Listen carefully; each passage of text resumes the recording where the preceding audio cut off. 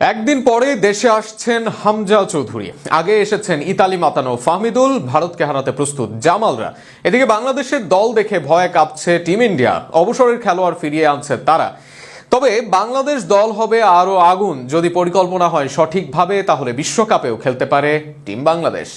মানুষের কণ্ঠনালী ঠান্ডা করা তরমুজের বাজারের এই আগুন যেমন রূপক অর্থে, তার চেয়ে বেশ বেশি বাস্তবিক অর্থে সাউথ এশিয়ার আগুন মাফিক সেরা দল হতে যাচ্ছে বাংলাদেশ ফুটবল দল।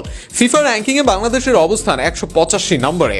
আন্তর্জাতিক অঙ্গন দূরে থাক, দক্ষিণ এশিয়ান অঞ্চলে সাফল্য মেলে কালে ভদ্রে।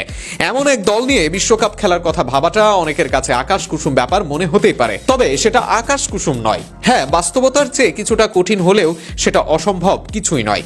এর মাঝে বাংলাদেশ দলের অংশ হয়ে গেছেন হামজা চৌধুরী ও ফাহমিদুল ইসলাম। হামজা বাংলাদেশ নয়, পুরো দক্ষিণ এশিয়ান ফুটবলের ব্র্যান্ড।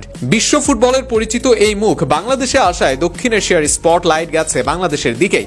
বাংলাদেশের সাথের ম্যাচকে কেন্দ্র করে নিজেদের কিংবদন্তি সুনীলকে অবসর থেকে ফিরিয়েছে ভারত। অপরদিকে এর আগে বাংলাদেশে এসে সফলতার মুখ দেখেছেন জামাল ভুঁইয়া, তারেক কাজিরা। এর বাইরে মাঝ মাঠে কাজিম শাহ দেখিয়েছেন প্রতিভার ঝলক। সব মিলিয়ে প্রবাসী ফুটবলাররা দেখাচ্ছেন বাংলাদেশকে আশা। তবে এখানে শেষ নয়, বরং শুরু। সারা বিশ্বে ছড়িয়ে আছে অসংখ্য মানসম্পন্ন প্রবাসী ফুটবলার। সাম্প্রতিক সময়ে বাফুফের পক্ষ থেকে জানানো হয়েছে, হামজা আসার পর বাংলাদেশের হয়ে খেলতে যোগাযোগ করেছেন অনেকেই। আগামী দিনে বাংলাদেশের হয়ে খেলার জন্য বাফুফের ট্রায়ালে আসবেন অনেক ফুটবলার। কিছুদিনের মধ্যে আরো 4-5 জন প্রবাসী ফুটবলারকে দেখা যাবে বাংলাদেশের স্কোয়াডে। আর সেটা হলে বাংলাদেশের ফুটবল যে এগিয়ে যাবে তা তো নিশ্চিতই। এর মাঝে কাভান বা কুইনন সুলিভানের মতো বংশোদ্ভূত খেলোয়াড় আছেন বাংলাদেশের। সাম্প্রতিক সময়ে আমেরিকা দলে বিবেচিত হননি সুলিভান, ফলে ক্ষীণ হলেও আছে তার বাংলাদেশের হয়ে খেলার সম্ভাবনা।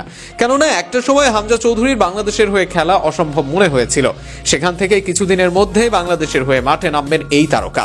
অর্থাৎ সেই ধারায় সুলিভান ব্রাদার্সের বাংলাদেশে খেলার সম্ভাবনায় উড়িয়ে দেওয়া যায় না। অপরদিকে 2030 বিশ্বকাপ হবে 64 দলের। ফিফা 100 বছর পূর্তি উপলক্ষে 3 দেশে আয়োজন করবে বিশ্বকাপ। আর সেখানেই দল বাড়িয়ে 64 দলের বিশ্বকাপ করবে ফিফা। সেই বিশ্বকাপের সুযোগ থাকবে বাংলাদেশ দলের। সঠিক পরিকল্পনা করে এগিয়ে যেতে থাকলে এশিয়ান অঞ্চল থেকে বাংলাদেশের থাকবে সুযোগ। সারা বিশ্বে ছড়িয়ে ছিটিয়ে থাকা প্রবাসী ফুটবলাররা দলে আসলে প্রতিযোগিতা বাড়বে দেশীয় খেলোয়াড়দের মাঝেও। এর মাঝে নিজস্ব একাডেমি থেকে মানসম্পন্ন খেলোয়াড় বের করতে পারলে এশিয়ান পর্যায়ে দারুণ দল হওয়া অসম্ভব নয় বাংলাদেশের। এই সবই পরিকল্পনা, যার বাস্তবায়নের দায়িত্ব থাকবে বাংলাদেশ দলের। সেই বাস্তবায়ন কতটা করতে পারে বাফুফে, নতুন বাংলাদেশে কেমন হয় নতুন ফুটবল দল, এবার সেটাই সবচেয়ে বড় দেখার বিষয়।